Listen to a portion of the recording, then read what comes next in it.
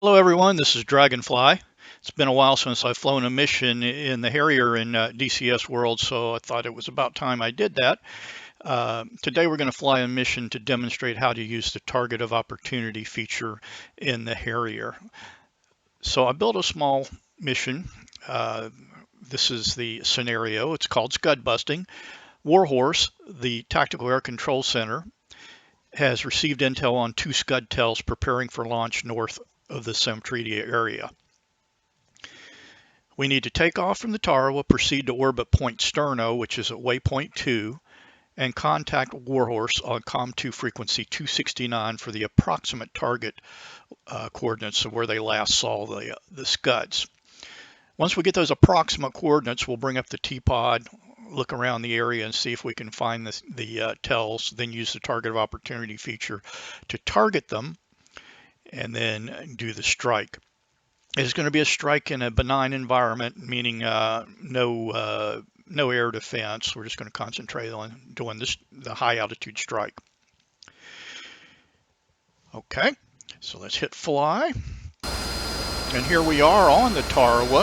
As far as a loadout, we have 2 500-pound JDAMs on the inboards and 2 laser-guided 500-pounders on the outboards, as well as 2 sidearms, a TPod, and a gun with armor-piercing rounds.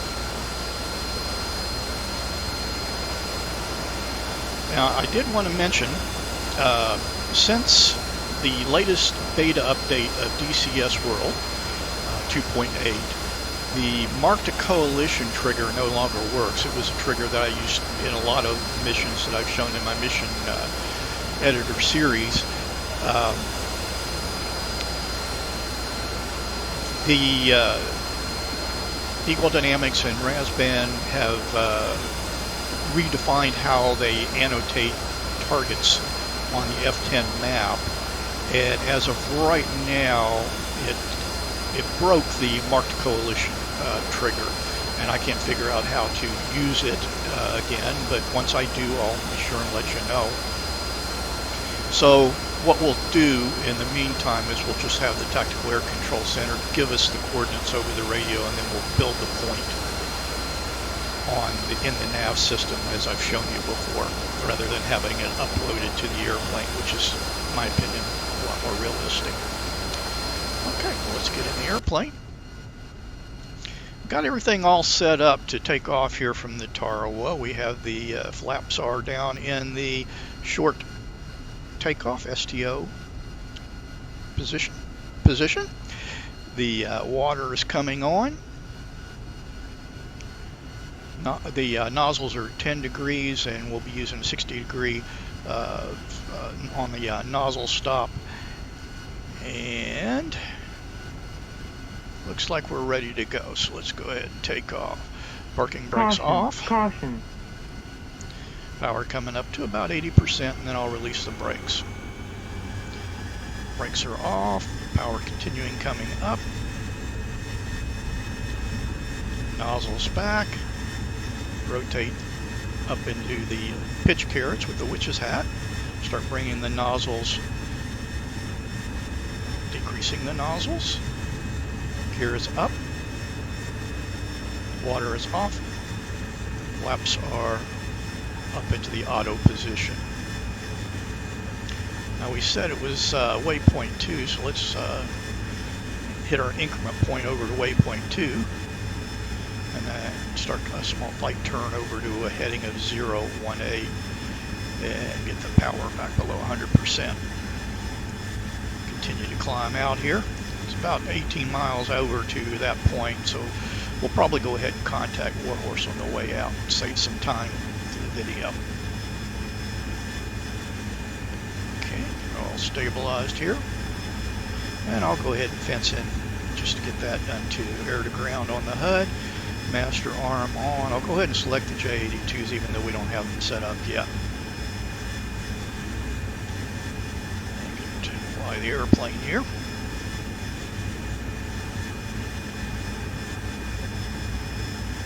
And we said that Warhorse was on COM2 269, so let's put that in. contact them real quick. Dragonfly, Warhorse, how copy? Loud and clear.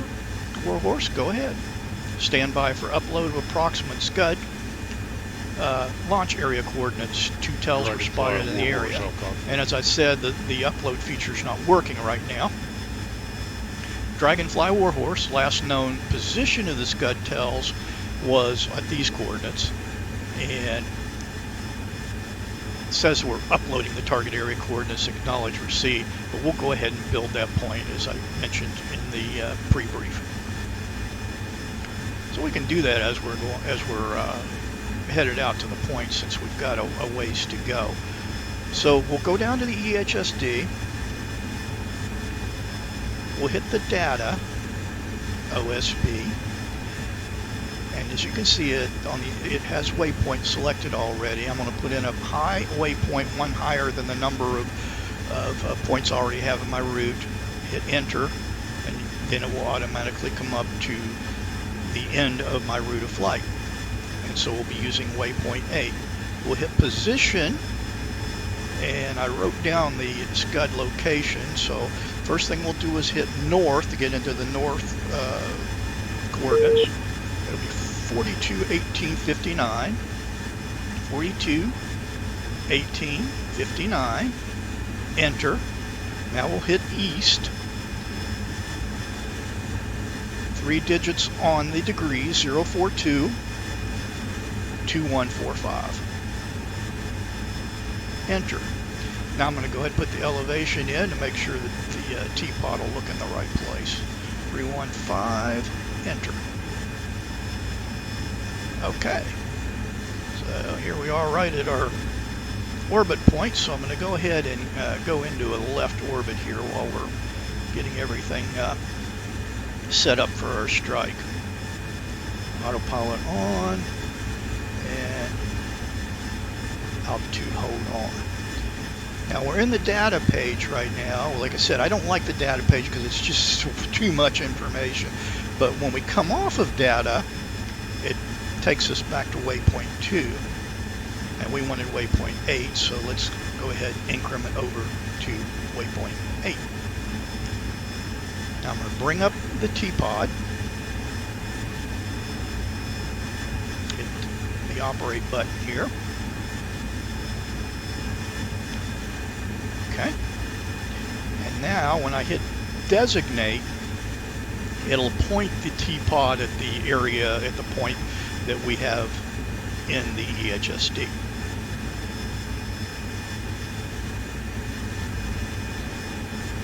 And we're just about, let's go ahead and crank it around here just to get a better angle for the TPod to see what's going on. We're about 30 miles out. So I'll put the target arrow, since we hit the designate button, we have a target arrow at about the 45-degree point, and that'll get us in, start us in a little closer to the target area, but ensure that we don't overfly it.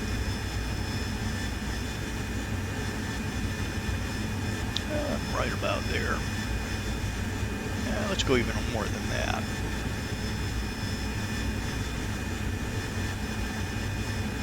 That looks good. Autopilot back on while I'm working with the TPod. Okay, now let's look down here at the TPod and look at the area. I'm going to zoom in. Okay, looks like I can already see some vehicles over here.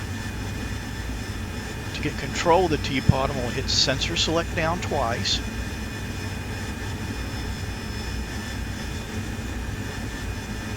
And that'll allow me, there we go. Should say TPod up there. Now we've got it. I'm going to come into narrow view just to see what I can see.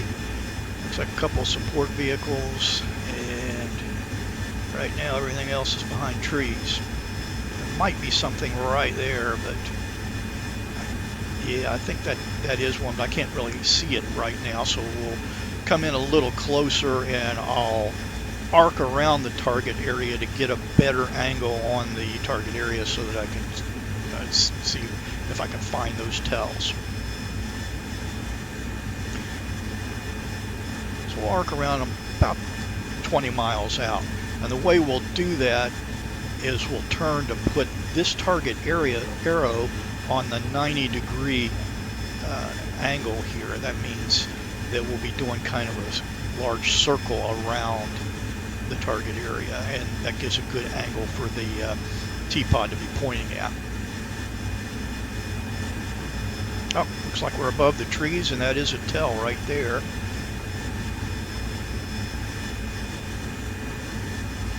We're still 20 miles out, so that's a little bit high for to get a point track on it. I'll put it to point track, but I don't think we'll get one. Okay, well, let's go ahead and fly the airplane here and get it over here to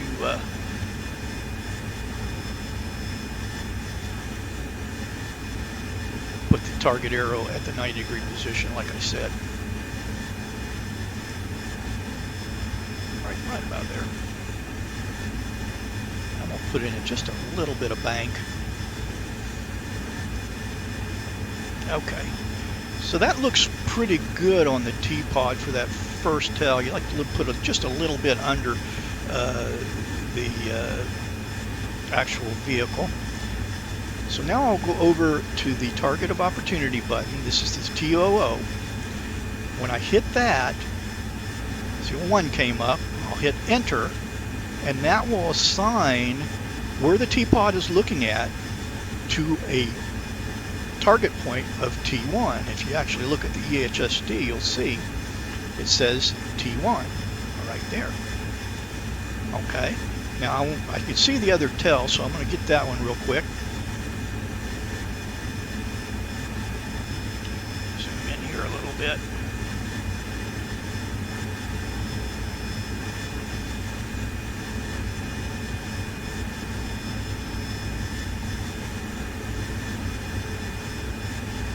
Okay, that ought to be close enough to kill it. Hit the TOO button again, and you see it automatically increments to the next target point. So I'll hit enter, and if you look on here, it says T2. So I have 2 target points in there, T1 and T2, but they're not in the bomb right now. I've got the JDAM selected, and they're not in there. As you can see, there are no numbers by the end. So we need to put those in the bomb. So how we do that, let's see, make sure we have master arm on, air to ground. I'm going to reselect the J82 so that the ODU comes up with the right menu. We'll hit targets. We said it was 1 and 2. I'll hit targets again, exit.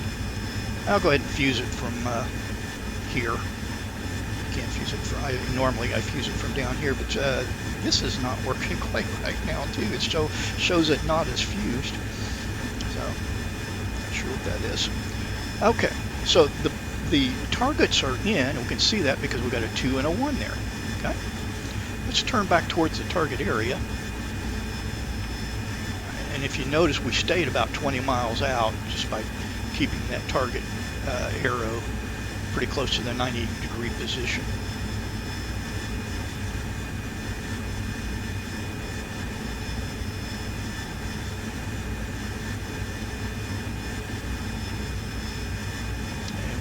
Over to the lubber line. That'll be T2, which doesn't really matter. We're on JDAM, so they'll go with whatever has been programmed into them, the points. And this will be a multiple drop. We'll drop both of them at the same time. Let's get the check to make sure we're fused on. That all looks good. The range arc is coming down nicely. When it gets below the max caret, we'll get an in-range cue here. These will go bold, and we'll start getting the accuracy counter counting up. When it gets to about 70, we'll do the drop. Boom, there goes the in-range. There starts the counter. You see this went to bold. Still got a good view on the area from the TPod. Said when we get to about 70, I'll do the drop.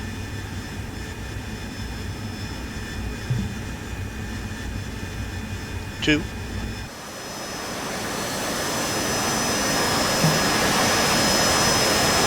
there was the drop.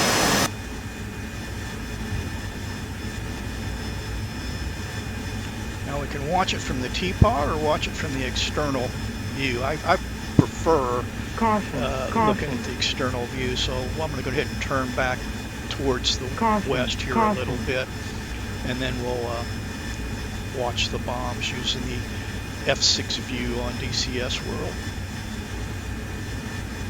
I'll start a little bit of a descent.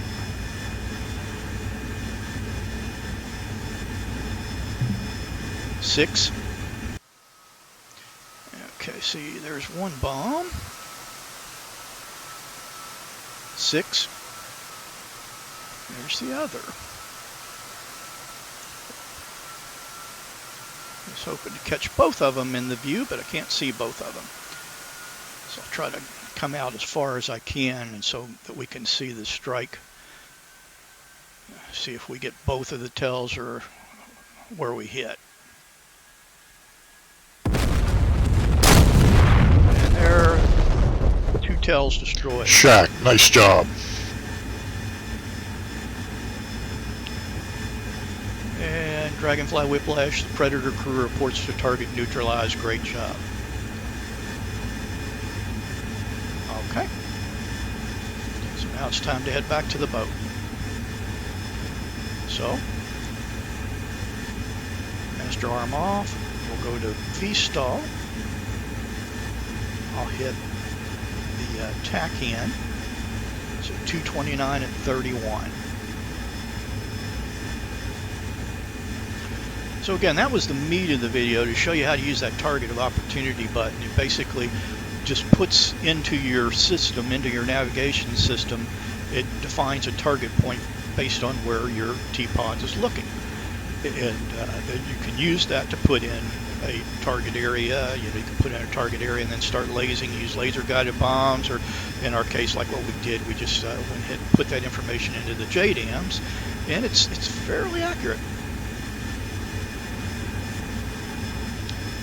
Turn that TPod off and go to V-rest, vertical landing, and we're still about 1,000 pounds heavy. We didn't have to use the laser guided bomb, so I'm probably going to go ahead and get rid of them when we get out here a little ways. We're about 22 miles from the Tarawa right now.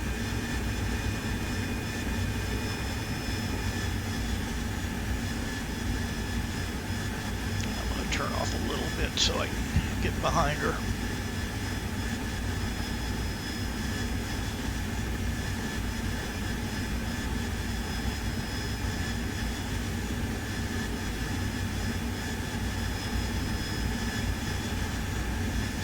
So if I go over to the combat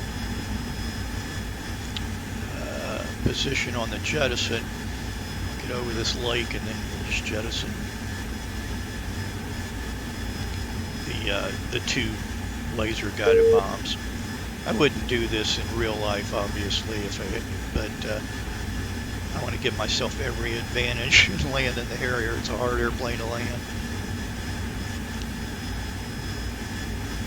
Okay, that ought to be good enough. So we'll jettison those. That'll bring our gross weight down below 20,500, which is what we want for a landing on the Tarawa.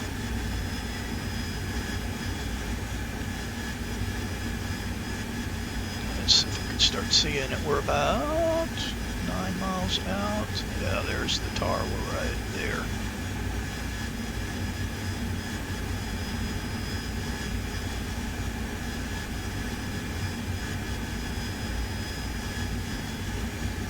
And we'll go down to 800 feet,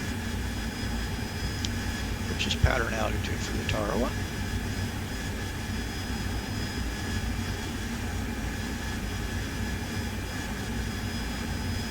Two. You can see we're pretty much clean except for the TPod.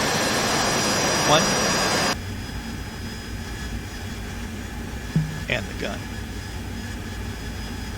4 miles out. Okay, turn a little bit in.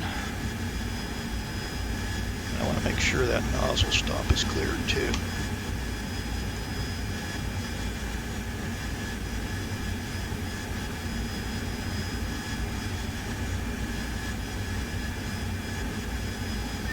And start slowing down a bit to about 350 knots or so.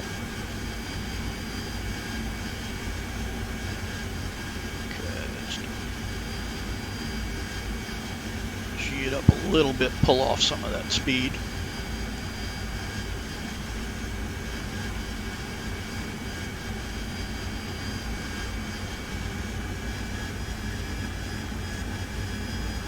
A little bit of an overshoot.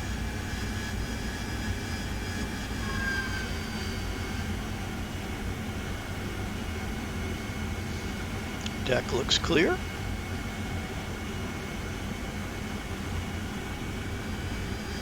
And about 10 seconds passed. That's pretty good. We'll go ahead and start our brake. Power back, 2G level turn, well, slightly descending down to 600 feet. Turn into 170 degrees, reciprocal of the initial heading. 170. There's the Tarawa. Gear, water, flaps, 60 degrees nozzles, start turn.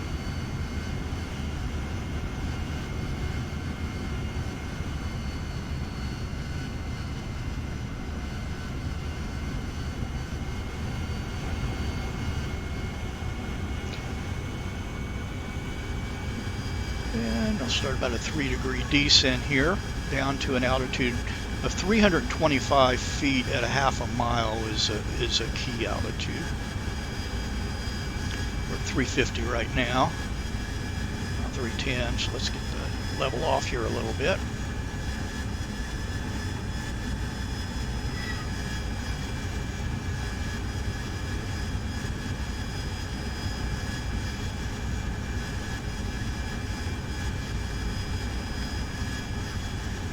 And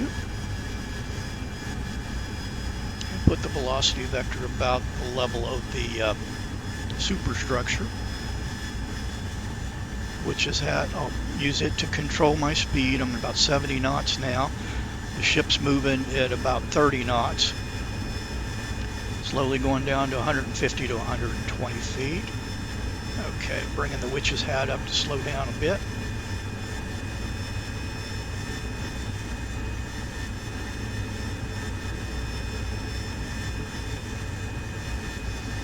About 10 knots of overtake there.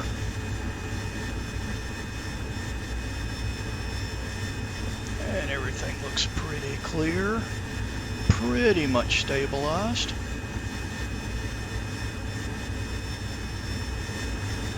Okay, let's go ahead and move over and land. Up. Climbed a little bit there.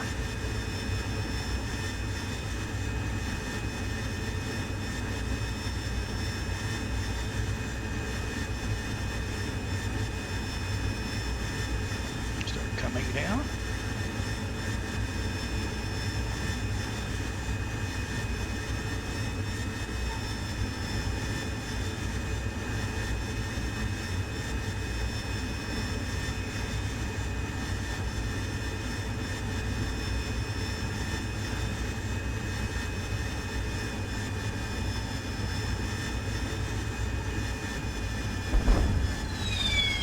Not the prettiest, but we're down. Brakes are on. Flaps are up. And 10 degrees on the nozzles. And the water is off.